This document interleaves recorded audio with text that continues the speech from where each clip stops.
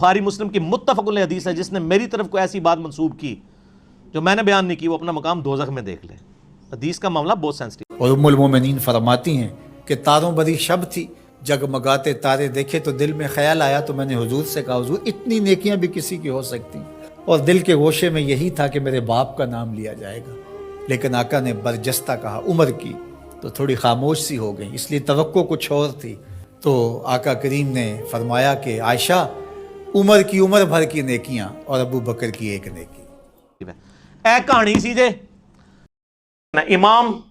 امام وہ آپ والا امام نہیں، EMAM انجینئر محمد علی مرزا، اور یہ آپ کے وہ جو لال رومال والے بھائی ہیں نا، وہ بھی بیان کرتے ہیں اور بڑی ڈٹائی کے ساتھ جھوٹی حدیثیں۔ چلو ضعیف ہونا ہم مان بھی لیں کہ بھی کسی لیول تک کوئی بیچارے کو کوئی غلطی لگ گئی ہے، ضعیف جداً، انتہائی ضعیف اور موضوع روایتیں وہ بیان کرتے ہیں، اور جو صحیح مسلم میں حدیث ہے وہ بیان نہیں کرتے، اور یہ ہر سنیوں کے بچے کو رٹا دی گئی ہے۔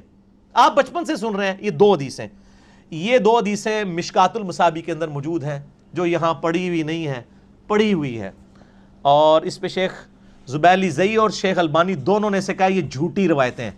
میں آپ کو روایت بھی بتا دیتا ہوں۔ پہلی روایت ہے 6068، یہ بڑی مشہور ہے، تو سارے نوں پتہ ہوئے گی، تسی بھی سارے ساڑھے نال دے ہو نا۔ سیدہ عائشہ کہتی ہیں چاندنی رات تھی، رسول اللہ صلی اللہ علیہ وسلم کا سر مبارک میری گود میں تھا، اچانک میں نے عرض کیا اے اللہ کے رسول، کیا آسمان کے ستاروں کے برابر بھی کسی کی نیکیاں ہیں؟ آپ نے فرمایا ہاں عمر کی۔ تو میں نے عرض کیا ابو بکر کی نیکیاں کہاں گئیں؟ تو آپ نے فرمایا عمر کی ساری نیکیاں ابو بکر کی نیکیوں کے مقابلے میں ایک نیکی کے برابر ہیں۔ یہ ہم سن کے کہتے تھے سبحان اللہ، جھوٹ۔ نیچے لکھا شیخ زبیر صاحب نے اسنادہ موضوع، گھڑی ہوئی روایت ہے، اور یہ زبیلی زئی نے نہیں لکھا۔ یہ پہلی تو بات ہے کہ یہ روایت جو ہے وہ رزین کتاب میں ہے، جس کی تو سندی کوئی نہیں موجود ہے۔ پھر بھی انہوں نے کہا اس کتاب کو بھی چھوڑ دیں۔ تاریخ بغداد، خطیب بغدادی کی ایک تاریخ کی کتاب ہے، اس میں موجود ہے۔ اس میں ابن محمد نام کا ایک کذاب راوی ہے، اور اس کے علاوہ اسماعیل نام کا راوی ہے جو موضوع حدیثیں بیان کرتا تھا، اور جس بندے نے یہ حدیث تاریخ بغداد میں لکھی ہے نا، خطیب بغدادی نے 5ویں صدی ہجری میں بہت بڑے ایک مورخ گزرے ہیں، انہوں نے بھی لکھا ہے حدیث موضوع ہے یہ۔ وہ کہتے ہیں ہماری بھی حدیث لکھی ہوئی ہے، اگے کے لکھے ہوا ہے جعلی ہے، یہ نہیں اگو پڑھ دے۔ حدیث تو حدیث ہوتی ہے، اصلی ہو یا جعلی، ڈگری تو ڈگری ہوتی ہے، اصلی ہو جعلی۔ بھائی حدیث نہیں ہوتی، بخاری مسلم کی متفق علیہ حدیث ہے، جس نے میری طرف کوئی ایسی بات منسوب کی جو میں نے بیان نہیں کی، وہ اپنا مقام دوزخ میں دیکھ لے۔ حدیث کا معاملہ بہت سینسٹیو ہے۔ اے کہانی سی جے مشکات ہی میں ایک دوسری کہانی بھی ہے، وہ بھی سنیں۔ حدیث بخاری ہے کہ حضرت ابو بکر صدیق کا ذکر کرنے لگے، حضرت عمر تو رو پڑے، کہا کہ کاش میری زندگی کی ساری نیکیاں ابو بکر لے لے اور غار والی نیکی مجھے دے دے۔ وہ بھی آپ کو بچپن سے پڑھائی گئی ہے۔ مشکات میں انٹرنیشنل نمبر کے مطابق 6034 کہ حضرت عمر کہا کرتے تھے جب ابو بکر کا تذکرہ ہوتا تو وہ رو پڑتے اور کہتے میں چاہتا ہوں کہ میرے سارے عمل لے لیے جائیں اور غار ثور کی ایک رات کی نیکی مجھے مل جائے حضرت ابو بکر کی، میری پوری زندگی۔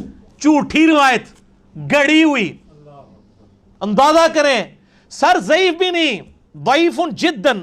لکھتے ہیں یہ امام بیہقی نے دلائل النبوہ میں لکھی ہے، اس میں فرات بن صائب جو ہے وہ متروک راوی ہے۔ یہ سب سے بڑی جرح ہوتی ہے کسی راوی کے اوپر، متروک وہ ہوتا ہے جس کی حدیثیں ترک کر دی گئی ہوں کہ یہ اتنا بڑا جھوٹا ہے کہ اس کی کوئی حدیث نہیں لینی، گھڑی ہوئی روایت ہے۔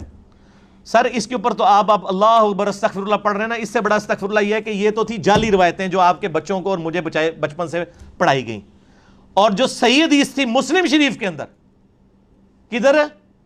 مسلم شریف، موضوعات شریف نہیں، مسلم شریف، صحیح مسلم میں انٹرنیشنل نمبر کے مطابق 6222 سیدنا علی کے فضائل کے چیپٹر میں کہ ابو ہریرہ رضی اللہ تعالیٰ عنہ کہتے ہیں کہ غزوہ خیبر کے موقع پر فتح نہیں ہو رہی تھی، اور پوری ڈیٹیل آپ کو المستدرک للحاکم میں ملے گی کہ پہلے حضرت ابو بکر کو بھیجا نبی علیہ السلام نے، لشکر کو شکست ہو گئی، پھر حضرت عمر لشکر لے کے گئے، شکست ہو گئی، 10 سے 14 دن گزر گئے، فتح نہیں ہو رہی تھی، تو نبی علیہ السلام نے فرمایا صحیح مسلم 6222، یہ آگے الفاظ شروع ہو رہے ہیں، کل میں ایک ایسے شخص کے ہاتھ میں جھنڈا دوں گا جو اللہ اور اس کے رسول سے محبت کرتا ہے اور اللہ اور اس کے رسول اس سے محبت کرتے ہیں، یہ اس سے بڑی بات، ویسے تو عاشق رسول سارے ہی بنے ہوئے ہیں نا, ٹھیک ہے نا, یہ ون وے ٹریفک نہیں ہے.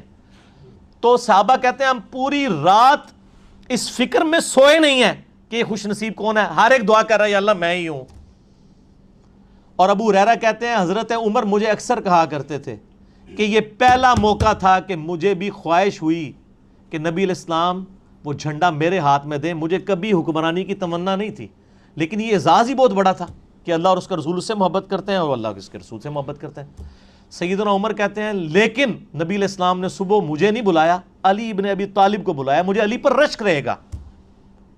یہ روایت تھی مسلم کی. یہ کسی سنی عالم کو بھی پتا ہے, میں آن ویڈیو کہہ رہا ہوں, میرے سے پہلے آج تک کسی سنی نے اپنی کتاب میں لکھی ہو ٹاپک بنا کے یا کبھی بیان کی ہو.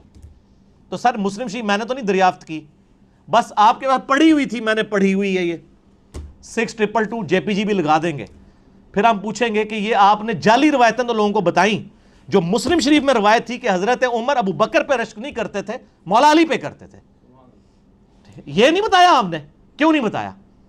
اس لیے کہ آپ فرقہ وارانہ اس حصار کے اندر گھر چکے تھے. ہم نے کیوں بتا دیا؟ کیوں؟ نہ میں وہابی, نہ میں بابی, میں ہوں مسلم علمی کتابی.